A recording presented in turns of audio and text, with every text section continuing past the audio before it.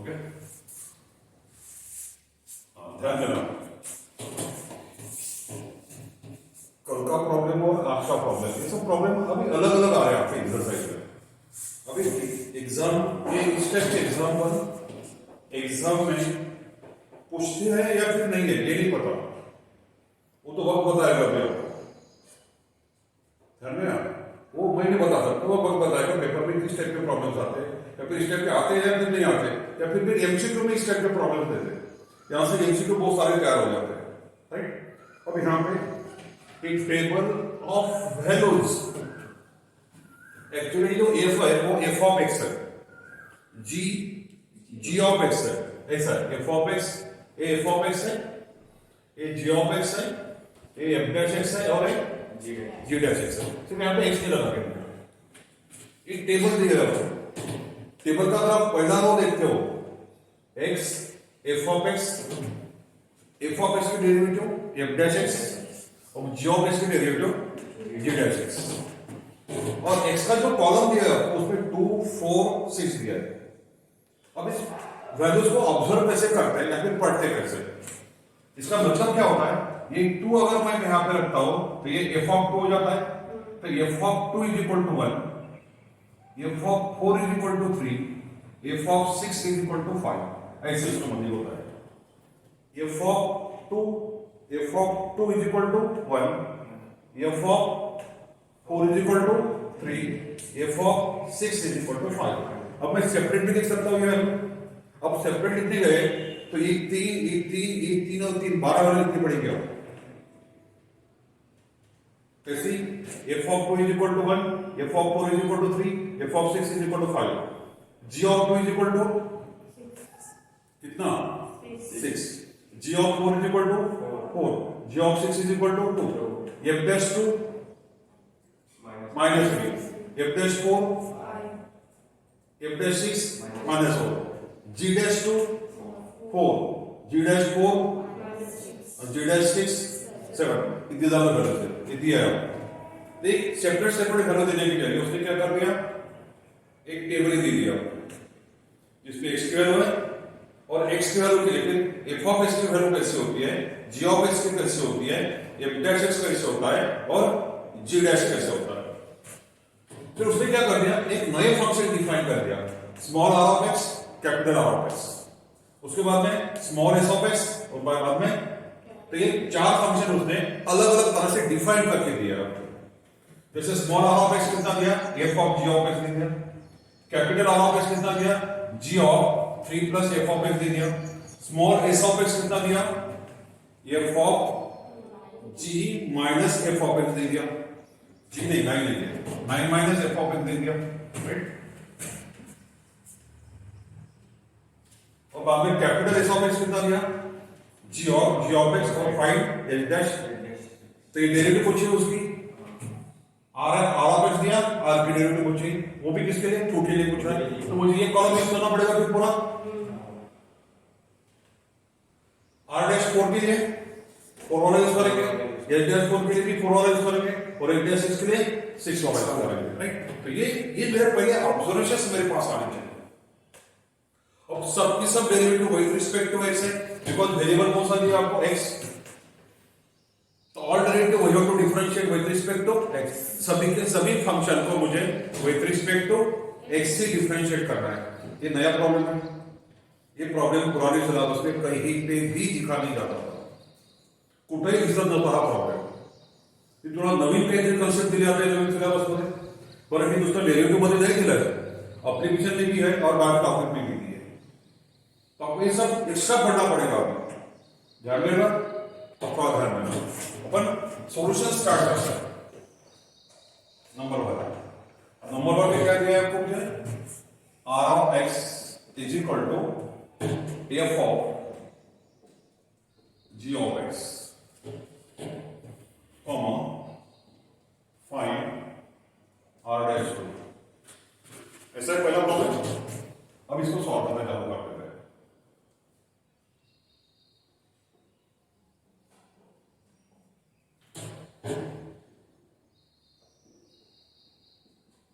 वही हो given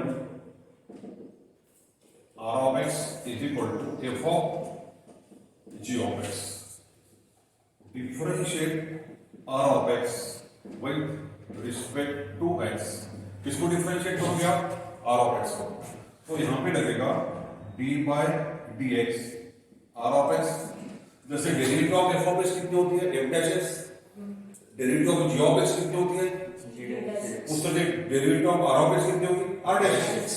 variable change कर और फंक्शन ही चेंज किया. तो ये डेरिवेटिव इधर भी लग जाएगा d by dx f of g of x. तो derivative of r of x कितनी होती है? r dash x. बरोबर है. अब यहां पे क्या होता है? डेरिवेटिव ऑफ f पहले, बाद में डेरिवेटिव ऑफ g. तो कितना होगा? f dash g of x into derivative of g of x. जितने भी फंक्शन होंगे सभी की डेरिवेटिव निकालनी चाहिए. Is equal to f dash g of x और derivative of g of x कितनी होती है? b dash. तो ये हो गया तुम्हारा r dash x. और मुझे चाहिए कितना? r dash 2 चाहिए. तो मैं क्या करूंगा? Put x is equal to 2. So therefore r dash 2 is equal to f dash g of 2 into g dash 2 is equal to. अब मुझे कौन सा कॉलम देखना पड़ेगा? तो रो ये वाला रो देखना पड़ेगा. ये हो गया तुम्हारा f dash. अब बताओ g of 2 कितना है मेरे पास? g of 2 कितना है? 6. तो ये हो गया 6.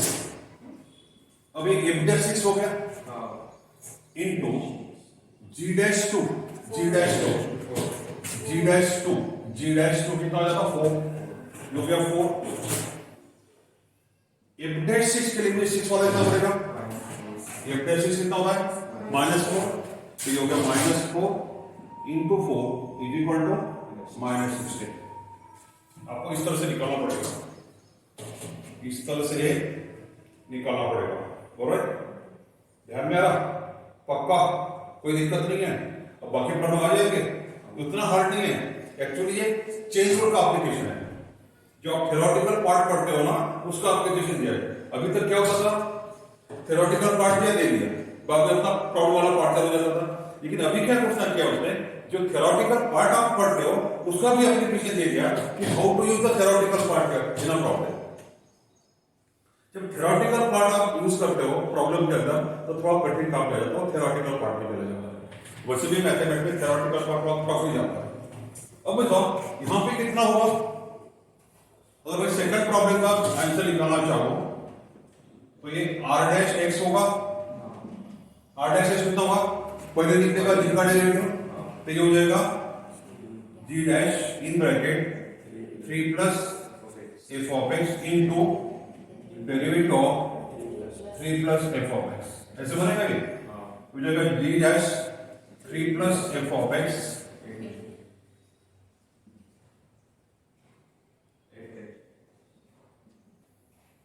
3 का डेरिवेटिव 0 और f of x का f dash x.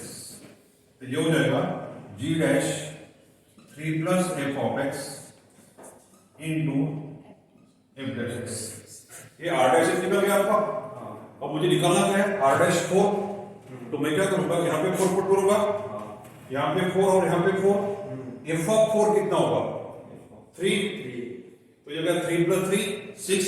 फिर g dash 6 देखना पड़ेगा 7 और f dash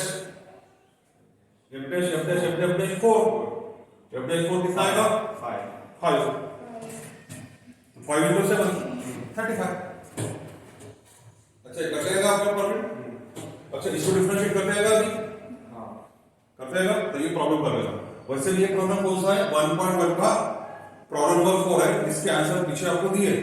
अगर मैच नहीं होता है आपका आंसर तो मुझे पूछ सकते हैं आप. ध्यान में आ रहा है? मिटा दो इसको भी.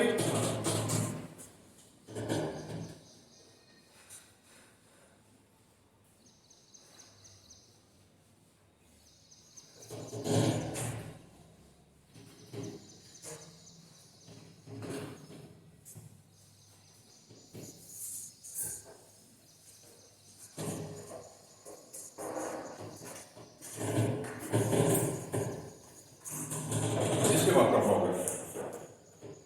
Assume that assume that ये नंबर 5 वाला प्रॉब्लम है. Assume that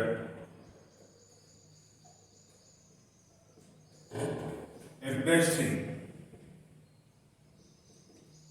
is equal to -1, comma g dash 2 is equal to 5, comma g of 2 is equal to 3, and y is equal to f of g of x, then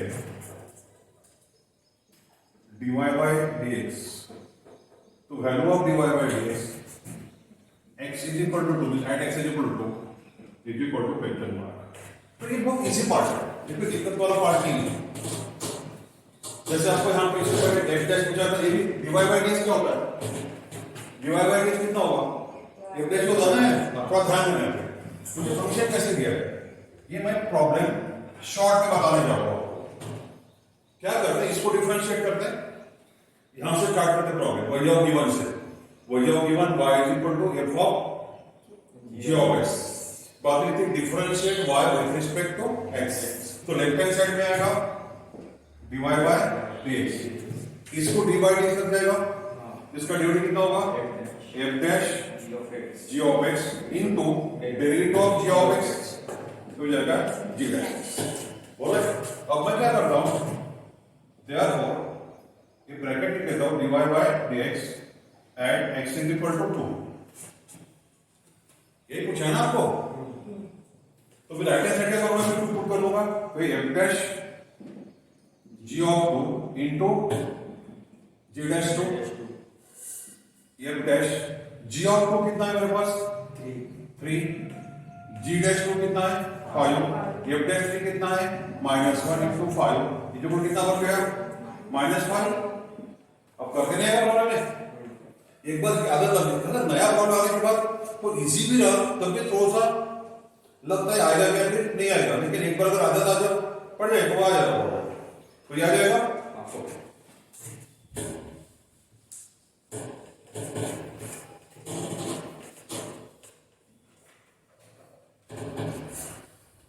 इसी type का problem number 6 से आपके पास आपने क्या problem number 6, उसमें क्या दिया है? h of x दिया है, और वो कितना दिया है? In root 4 f of x plus 3 g of x. और आपको पूछा गया है f dash 1 निकालो. f dash 1 कैसे होगा? इसका डेरिवेटिव. अच्छा, अगर मैं यहां पे d by dx लगा दूंगा तो ये कितना हो जाएगा? h dash x. तो इसको भी d by dx लगाना पड़ेगा. जब मैं इसको डिफरेंशिएट करूंगा तो रूट f of x वाला फार्मूला लगेगा. कौन सा फार्मूला? तो ये कितना होगा? 1/2 in root 4f of x plus 3g of x into derivative of 4f of x plus 3g of x. तो यहां पे बनेगा ये ब्रैकेट के अंदर 4 बाहर निकल गया, इसका डेरिवेटिव f dash x, 3 बाहर निकल गया g dash x. कैसे बनेगा? h dash x निकालना है आपको. h dash 1 तो मैं x के 1 पुट कर दूंगा, तो ये हो जाएगा h dash 1. अच्छा, मैंने यहां पे 1 पुट कर दिया तो यहां पे भी 1 आ जाएगा आपका, यहां पे भी 1 आ जाएगा, यहां पे भी 1 आ जाएगा, और यहां पे भी 1 आ जाएगा. अब सब वैल्यू मुझे दी गई है.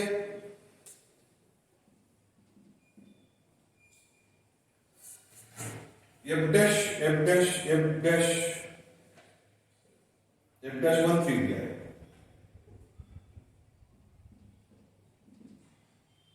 ये f of 1 4 दिया है. बाद में g of 1 3 दिया है. 3 into 3 4. f dash 1 दिया है आपको 3 प्लस 3 into g dash 1 दिया है आपको 4. 12 प्लस 12 24 हो गया. 24 by 2 12 हो गया, और ये 12 by 5 हो गया. 16 प्लस 9 25 रूट 25 कितना होगा? तो ऐसे प्रॉब्लम नहीं करते हैं आपको, आ जाएगा जी. तो प्रॉब्लम नंबर 6 कर लेना. ये भी होमवर्क में जा रहा है आपका, और ये भी होमवर्क में जा रहा है, राइट.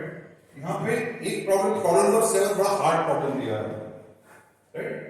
तो मैं अभी जो प्रॉब्लम दिया है 5 6 उस धरती के जो प्रॉब्लम्स है, प्रॉब्लम नंबर 8 ये बहुत बड़ा प्रॉब्लम दिया है आपको, प्रॉब्लम नंबर 8। अब प्रॉब्लम नंबर 8 कैसे सॉल्व करोगे, ये बड़ा दिक्कत वाला पार्ट है आपका, और फिर यहां पे तुम्हारा कॉम्पोजिट फंक्शन का पार्ट खत्म हो जाता है।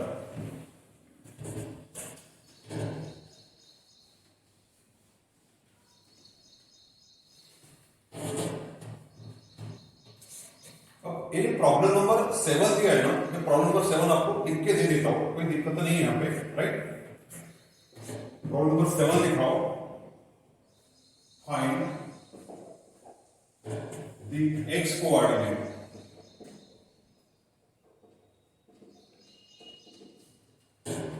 Of all the points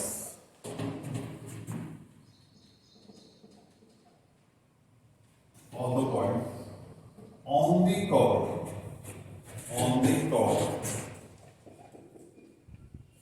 y is equal to sin twice x minus 2 sin x, comma 0 less than or equal to x less than 2 pi। या था प्रिंसिपल सॉल्यूशन में, क्या था जनरल सॉल्यूशन प्रिंसिपल सॉल्यूशन की x और किसके बीच में थी, 0 और 2 pi के बीच में। सब भूल गए, रिमाइंड तो करते नहीं, कितना भी बोले ना सर, कितना भी पढ़ा तो आपने पढ़ने वाला है। Here dy by dx is equal to 0. Where dy by dx is equal to 0. What is dy by dx? Slope of the tangent. What is dy by dx? Slope of the tangent 0 दिया है आपको। What is dy by dx? Derivative निकालते हैं, इसका निकालते हैं, slope ही निकालते हैं, बताया था मैंने पहले नहीं, वो निकाल के ज्यादा पूरा स्ट्रक्चर होगा, उसको लिख के देने की जरूरत नहीं, लिख के दिया, राइट? इतना ध्यान रखो, डेरिवेटिव निकालना मींस रेट ऑफ चेंज निकालना होता है, डेरिवेटिव निकालना मींस स्लोप निकालना होता है, slope of the tangent at a single point. वैसे भी टेंजेंट क्या करता है, कर्व को एक पॉइंट पे टच करता है। स्लोप ऑफ द टेंजेंट अगर 0 दिया है तो कौन से लाइन का स्लोप 0 होता है, एक्स एक्सिस, और जो लाइन एक्स एक्सिस को पैरेलल होती है, ये मैंने पेयर ऑफ एक लाइन मुझे पढ़ाया था, तब मैंने आपको एक कंसेप्ट बताया था, कौन से लाइन के स्लोप्स 0 होते हैं। Slope 0 means dy by dx 0, x axis इसका स्लोप 0 होता है बिकॉज़ एंगल ऑफ इंक्लिनेशन 0 होता है, और जो line parallel to X axis होती है उसके भी स्लोप कितने होते हैं, 0। इसका मतलब यहां पर जो इस कर्व का जो टेंजेंट रहा होगा वो कैसे रहा होगा, एक तो एक्स एक्सिस रहा होगा, या फिर जो line parallel to X axis है वैसे रहा होगा, ऐसे रहा होगा ना, करेक्ट? तो इसका मतलब अगर मैं यहां पे एक ही कर्व इस टाइप से निकल रहा हूं,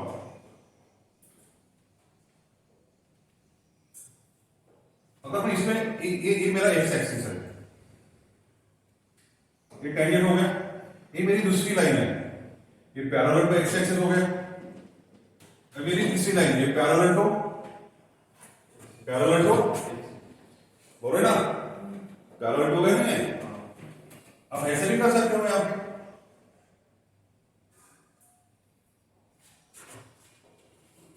तो मुझे बताओ ये एक्स एक्सिस इस कर्व को टेंजेंट है, ये लाइन भी इस कर्व को टेंजेंट है, और ये लाइन भी इस कर्व को टेंजेंट है, और ये तीनों लाइन पैरेलल है। मुझे इसका स्लोप कितना होगा, 0। ये लाइन एक्स एक्सिस को पैरेलल है, इसका भी स्लोप कितना होगा, 0, और ये लाइन इसको पैरेलल है, इसका भी स्लोप कितना होगा, 0। तो ये ज्योमेट्रिकल स्ट्रक्चर मुझे पता होना चाहिए, ज्योमेट्रिकल स्ट्रक्चर मुझे पता होना चाहिए, ये ज्यादा जरूरत है। फिर भाई एक्स की वैल्यू कैसे निकालते हैं, सबसे दिक्कत वाला पार्ट है कि एक्स की वैल्यू कैसे निकालते हैं। एक्स बिलोंग्स है 0 और 2 पाई के बीच में, एक्स बिलोंग्स है 0 और 2 पाई के बीच में, 0 और 360 के बीच में। यहाँ पे इज इक्वल टू नहीं दिया, यहाँ पे इज इक्वल टू नहीं दिया, इसका मतलब 2 पाई लेने की जरूरत नहीं है। यहाँ पे ओपन इंटरवल इस साइड में, क्लोज इंटरवल है, इसका मतलब जो एक्स है वो 0 हो सकता है, 0 और 2 पाई के बीच में हो सकता है, लेकिन 2 पाई नहीं हो सकता है। यही है इसका मीनिंग, बोलो ना। इस साइड में इक्वल टू नहीं दिया बेटा, इस साइड में ओपन है, इस साइड में क्लोज है, तो इसकी वैल्यू 0 हो सकती है, 0 और 2 पाई के बीच में हो सकती है, लेकिन x 2 पाई नहीं हो सकता, x 2 पाई नहीं हो सकता। तो मुझे जो वैल्यू निकालनी है x की वो 0 और 2 पाई के, लेकिन उसके लिए मुझे उस कंडीशन को सीखी है where dy by dx is equal to 0, where dy by dx is equal to 0. तो ध्यान देना यहाँ पे the given equation of curve is y is equal to sin y x minus 2 sin x, comma 0 less than or 2 by x less than 2 pi, that is x belongs, ऐसे हो गए थे। जब मुझे इस कर्व पर के जो x कोऑर्डिनेट है उसके पॉइंट एक्स कोऑर्डिनेट निकालना है, लेकिन जिस पॉइंट पर मुझे x कोऑर्डिनेट निकालना है वहां पे स्लोप ऑफ द टेंजेंट कितना दिया है 0। तो मुझे कौन से पॉइंट के x कोऑर्डिनेट निकालना है, जिस पॉइंट पे मैंने ये टेंजेंट डाला है, जिस पॉइंट पे मैंने टेंजेंट डाला है तो टेंजेंट का स्लोप कितना होगा 0। इसका मतलब मुझे इस पॉइंट का x कोऑर्डिनेट निकालना है, इस पॉइंट का x कोऑर्डिनेट निकालना है, इस पॉइंट का x कोऑर्डिनेट निकालना है, इस पॉइंट का x कोऑर्डिनेट निकालना है। तो जो भी x कोऑर्डिनेट निकालना है वो किसके बीच में निकालना है 0 और 2 पाई के बीच में निकालना है। उससे बाहर जाने की जरूरत नहीं होती, बिकॉज़ ये कौन सा इक्वेशन है ट्रिग्नोमेट्रिक इक्वेशन। ट्रिग्नोमेट्रिक टर्म कितने सॉल्यूशन होते हैं, इनफाइनाइट नंबर ऑफ सॉल्यूशंस होते हैं, और जनरल सॉल्यूशन होता है इसको। जब उसको जनरल सॉल्यूशन हो गया तो सॉल्यूशन कितने आते हैं, इनफाइनाइट ना हो। लेकिन मुझे रेस्ट्रिक्शन कौन सा लगा दिया है यहाँ पे, मेरे सॉल्यूशन कहां पर होने चाहिए, बरोबर है। तो differentiate y with respect to x, therefore कितना मिलेगा dy dx, dy dx sin cos x minus 2 sin x। यहां से derivative of sin cos x minus 2 को बाहर निकाला, derivative of sin x, sin cos x का डेरिवेटिव कितना होगा बेटा cos x into derivative of cos x that is 2। अब तो थोड़ा डायरेक्ट कितना ही पड़ेगा sin f of x ना बेटा, cos f of x into derivative of f of x। चाहो तो यहां पे भी प्रैक्टिस तक लिख देते हैं, into derivative of cos x minus 2, derivative of sin x कितना होगा बेटा cos x। तो ये कितना होगा cos x into 2 minus 2 cos x, यहां से 2 कॉमन निकाल लेते हैं, ब्रैकेट में आएगा cos x minus cos x, ये हो गया dy by dx। और मुझे यहां पे इस कर्व पर के जो पॉइंट्स दिए हैं जहां पे स्लोप ऑफ द टेंजेंट कितना दिया है, जिस पॉइंट पे ये लाइन टेंजेंट है और ये लाइन का स्लोप 0 है, तो उस पॉइंट का मुझे x कोऑर्डिनेट निकालना है। उस पॉइंट का मुझे क्या करना है x कोऑर्डिनेट निकालना है यहां पर, राइट। y कोऑर्डिनेट तो मुझे दिया है यहां पे, x स्क्वायर पुट कर दो आपको y कोऑर्डिनेट मिल जाएगा, राइट। ये तो y कोऑर्डिनेट निकालने का फार्मूला होगा ना, x स्क्वायर पुट करवा दो y कोऑर्डिनेट निकल जाएगा, निकाल के बता देगा, कोई दिक्कत नहीं है।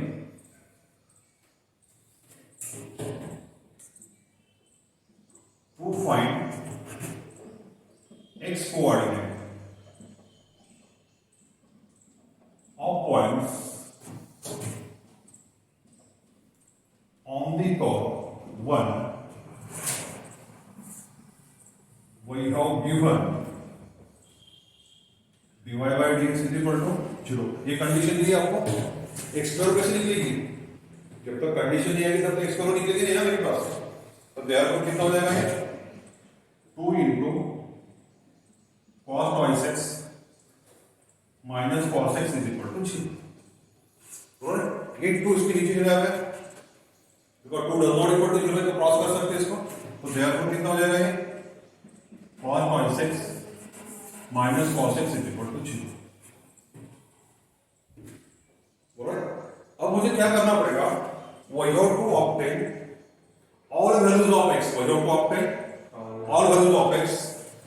इसको नंबर 2 कर लेते हैं, we have to obtain all values of x which satisfy the equation 2 and which belongs to the interval 0 to 2। तो मला अशा x च्या व्हॅल्यू काढायच्या आहेत की त्या x च्या व्हॅल्यू या इक्वेशनला सॅटिस्फाईड करतात, या इक्वेशनला सॅटिस्फाईड करतात आणि त्या x च्या व्हॅल्यू कुठे असतात 0 आणि 2 च्या मध्ये, राइट। यहां पे लिखते हैं we have to find such values of x which satisfy the equation 2 and x belongs 0 to y. अब मुझे वैल्यू चेक करते बैठना पड़ेगा और क्या करना पड़ेगा मुझे वैल्यू चेक करते बैठना पड़ेगा कौन कौन सी वैल्यूज को सेटिस्फाई करती है right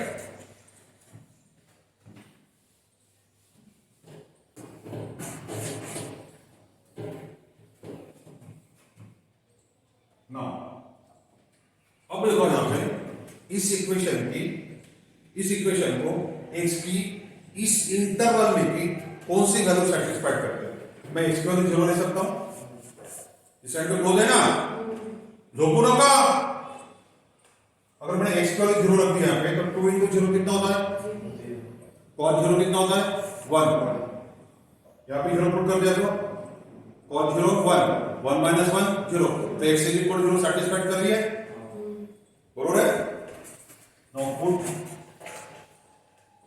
x is equal to 0 in LHS of equation 2 therefore LHS of equation 2 is equal to कितना होगा बेटा cos x minus cos x cos 2 into